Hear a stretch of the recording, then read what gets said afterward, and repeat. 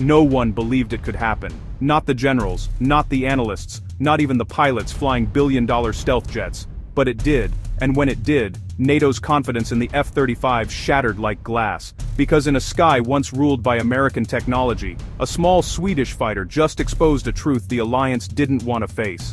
The Saab Gripen didn't just compete with the F-35, it outsmarted it. For decades, NATO's strategy was built around one idea: air dominance, and at the heart of that dominance stood the F-35 Lightning II, the most expensive, most complex and most promoted jet in history. It was the future of warfare, they said. Invisible to radar, unstoppable in combat, unbeatable in performance. NATO countries lined up to buy it. The price didn't matter. The politics didn't matter. Owning the F-35 meant being part of the elite, but not everyone joined the party. In the cold hangars of Linköping, Sweden, engineers at Saab quietly built a jet that broke every rule. It wasn't huge, it wasn't stealthy in the Hollywood sense, it was smart, cheap, and incredibly dangerous in ways no one expected. Gripe.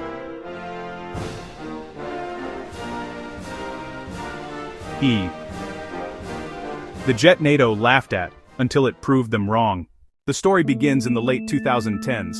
While the F-35 program struggled with delays, software bugs and soaring maintenance costs, Sweden's team focused on something else: efficiency. They didn't want the world's flashiest jet, they wanted the world's smartest survivor. The Gripen was designed for real war, not the kind fought on PowerPoint slides, but the kind where your runways are bombed and your infrastructure is gone. It could take off from a regular road, be refueled in 10 minutes, and flown again by a team of 5 mechanics, not a small army of technicians and computers. Experts mocked it. They said it could never match the F-35's stealth or technology, but they forgot one thing. In modern warfare, information beats invisibility. And that's exactly where the Gripen would strike back. Fast forward to recent NATO air exercises in Europe, drills meant to test the alliance's readiness against advanced electronic threats. Among the lineup were the usual heavyweights, Eurofighters, Rafales, and the American-made F-35, but one participant stole the show: the Swedish Gripen E. What happened next left commanders stunned. During mock engagements, Gripen's electronic warfare suite, the brain of the aircraft, performed far beyond expectations. It jammed, deceived, and confused enemy radars so effectively that even stealth jets struggled to get a lock. In one report, a NATO pilot described it bluntly: fighting a Gripen is like fighting a hacker in the sky. The jet didn't just hide, it made you think it wasn't even there. And when the results came in, the data was undeniable. Gripen's EW system had neutralized multiple aircraft long before they could respond. It wasn't luck, it was precision engineering, and a brutal wake-up call for NATO. Inside the alliance, whispers began spreading. If a budget Swedish jet could digitally outmaneuver the F-35, what did that mean for the future of NATO air power? Because remember, most NATO nations had already bet everything on the F-35. Billions invested, contracts signed, and here came the underdog, showing that there was another way. That's when the real tension began. Privately, pilots admitted that Gripen's situational awareness, its ability to process and share real-time data, was faster and cleaner than what they'd seen in many of the alliance's frontline fighters.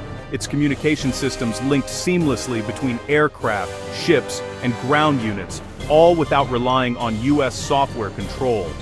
That independence terrified some in NATO, because the Gripen wasn't just a fighter, it was a free fighter, a jet that didn't need American permission to update, operate, or fight. And for smaller NATO countries tired of being tied to Washington's defense monopoly, that was revolutionary. Critics had long dismissed Sweden's defense industry as small but capable. What they missed was that Sweden's entire strategy was built on doing more with less. They didn't build a jet for luxury, they built one for survival. Gripen can fight from anywhere, under any condition, and it doesn't need $1 billion base to do it.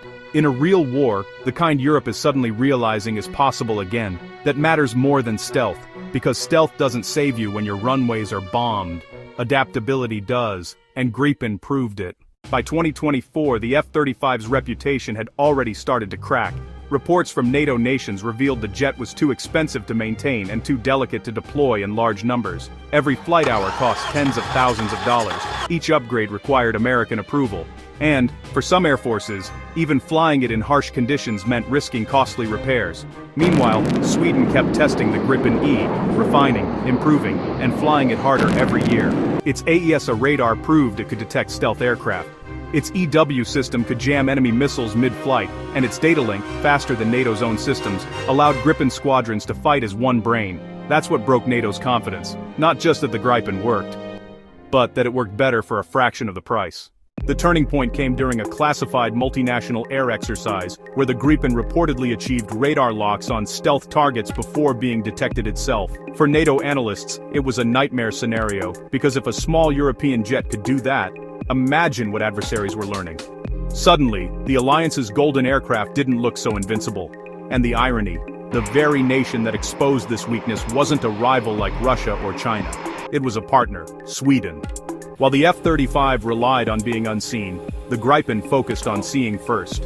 And in air combat, that difference can decide everything.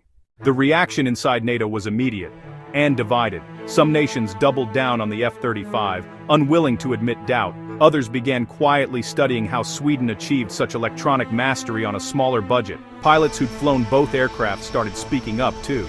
They praised the F-35's sensors, yes, but they couldn't ignore Gripen's simplicity, agility, and independence. One even joked, flying the F-35 feels like using a supercomputer. Flying the Gripen feels like being part of one. That line spread fast. Because it captured the truth, Gripen wasn't competing with the F-35 on power. It was competing on philosophy.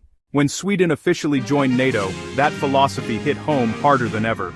Here was the Alliance's newest member, not just bringing manpower or bases, but technology that rivaled America's best, and it didn't need to ask permission to use it.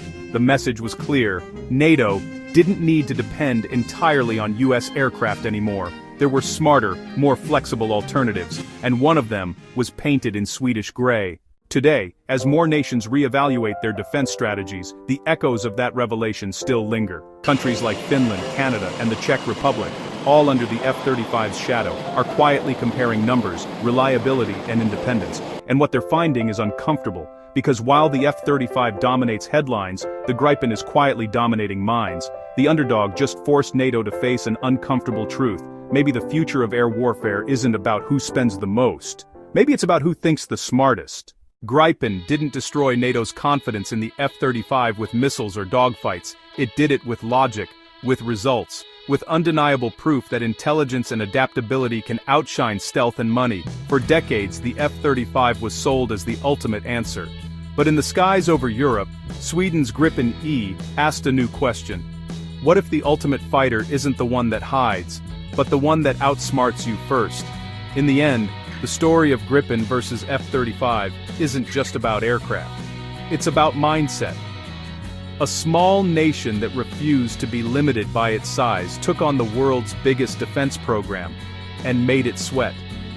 So while others spend billions chasing invisibility, Sweden quietly proved something timeless. True power isn't about being unseen, it's about being unpredictable. And in a sky full of giants, it was the smallest, the Gripen, that just destroyed NATO's confidence in the F-35.